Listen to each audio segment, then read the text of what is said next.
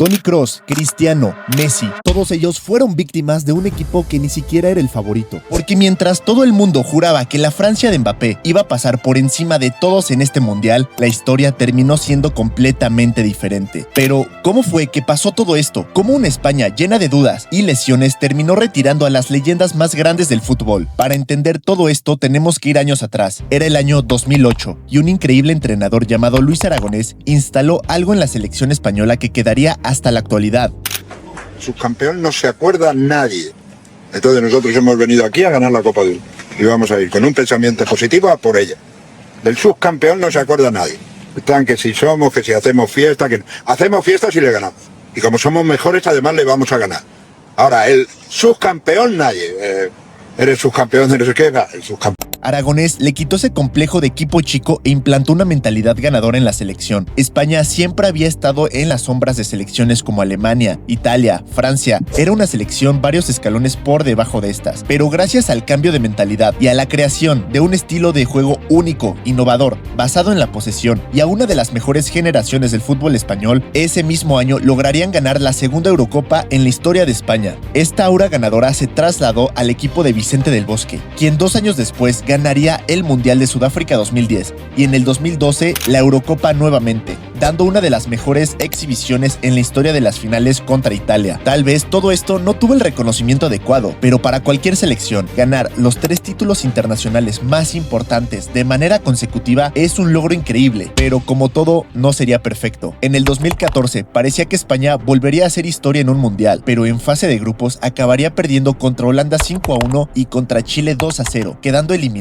En 2018 perderían en penales contra Rusia y en 2022 contra Marruecos otra vez en penales. El tiquitaca parecía haber caducado, los rivales entendieron cómo contrarrestarlo y el equipo entró en una racha perdedora. En 3 mundiales diferentes, únicamente habían ganado 3 partidos. Para poner todo esto en perspectiva, esta es la misma cantidad de partidos que ganó Costa Rica en todo este tiempo. Y no sería hasta la Eurocopa del 2024, 12 años después del último título relevante de la selección, donde un equipo español, otra vez sin estrellas, demostraría que ese espíritu ganador que Aragonés dejó seguía vivo. España llegó a la Euro siendo un equipo más, no era la favorita. De hecho, en el cartel oficial de la competición ni siquiera salían, pero gracias a su nuevo entrenador, a Luis de la Fuente, formaron algo más que un equipo. Formaron una familia donde cada quien cumplía un rol de manera perfecta. No tenían estrellas, pero todos cumplían. Jugaron probablemente la Eurocopa más complicada en cuanto a rivales de toda la historia. Le ganaron a 4 campeones del mundo: Italia, Alemania, Francia e Inglaterra, y así fueron campeones. Pero a pesar de este increíble torneo, había gente que dudaba de ellos para este mundial.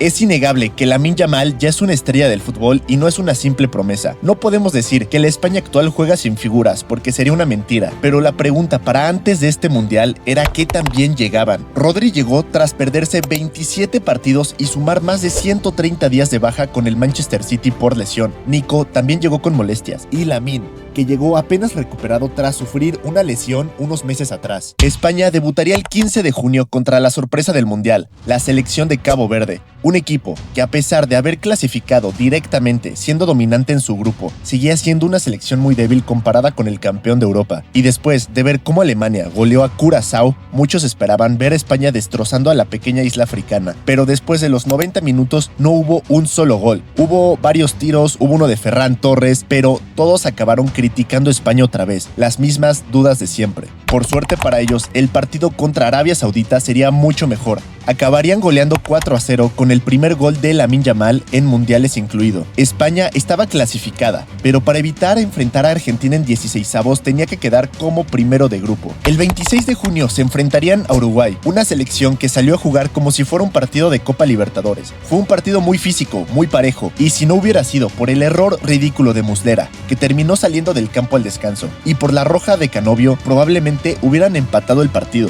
Y aunque ganaron, parecía que España seguía sin entender que ya estaban jugando un mundial. Es el primer partido y no me preocupa, pero no tenemos uno solo con chispa, ¿eh? Ni siquiera los rápidos estos que siempre atacan y suben, Cucurella, Llorente. Pero acabando la fase de grupos, el estilo de juego fue modificado ligeramente por Luis de la Fuente. España seguía jugando a la posesión, pero ahora con un ataque mucho más vertical, y así fue como España por fin logró presentarse a la Copa del Mundo. Y a partir de ahí fue imparable. Lo más importante no es que ganaban, es cómo ganaban. Mientras otras selecciones dependían de talento individual, España recordó qué fue lo que lo hizo campeona en 2010. Crearon un estilo de juego y un sistema donde cada jugador, sin importar quién sea, cumple un rol específico, sin necesidad de depender de figuras como Lamine o Nico. No hubo un solo partido donde España no tuviera el control absoluto. No es casualidad que hasta ese momento no les hubieran anotado ni un solo gol. Después de darle una repasada a Austria de 3-0, donde Unai Simón rompió el récord de imbatibilidad de Iker Casillas, superando los 476 minutos que tenía el portero madrileño sin encajar gol, España se enfrentaría a Portugal el 6 de julio. España venía de perder una final de Nations League contra Portugal en penales, y Cristiano venía en busca de su última oportunidad para ganar un mundial. El partido estuvo muy parejo. Nuno Méndez estuvo cerca de anotar con un tiro lejano, pero aún así, España siguió dominando todos los aspectos del juego. Parecía que se irían a la prórroga,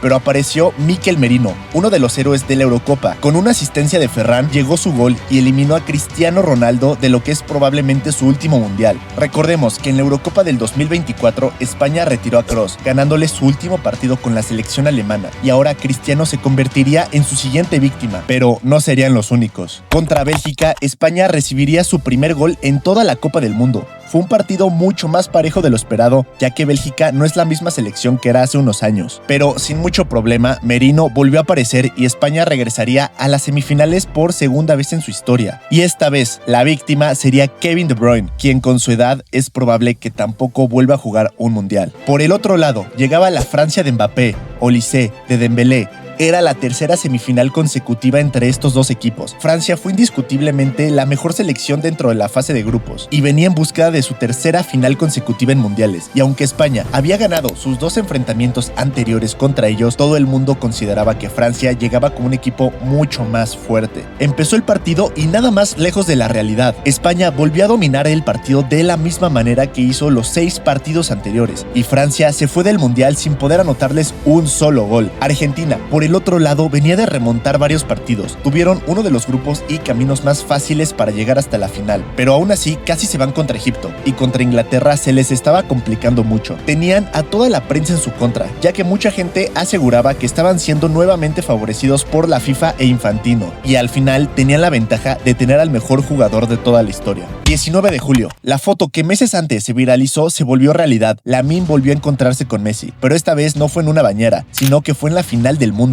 Parecía que Scaloni sabía que no tendría control del partido, por lo que decidió jugar con Nico González y Rodrigo de Paul, buscando más presencia física y ser más sólidos defensivamente. Pero esto no le vino tan bien. 0 tiros a portería tuvo Argentina en toda la final. Le anularon un gol a España de manera muy polémica, y por una barrida que hizo volar a Cubarsí, expulsaron a Enzo Fernández. Pero a pesar de todo esto, parecía que lograrían llevar el partido a penales para que el Dibu lo salvara. Empezando el segundo tiempo extra, apareció él, el chico valenciano, al que no han criticado una, ni dos, sino miles de veces por fallar cuando lo necesitaban. Ferran Torres falló contra Cabo Verde, falló contra Uruguay, pero en el momento más importante de su carrera, el tiburón apareció y replicó lo que Iniesta hizo hace 16 años. Anotó el gol que convirtió a España en el equipo más ganador de este siglo, y le dio por fin su segunda estrella, mientras Messi solo podía ver cómo unos niños que alguna vez lo vieron como su héroe le quitaban su último mundial y lo retiraban.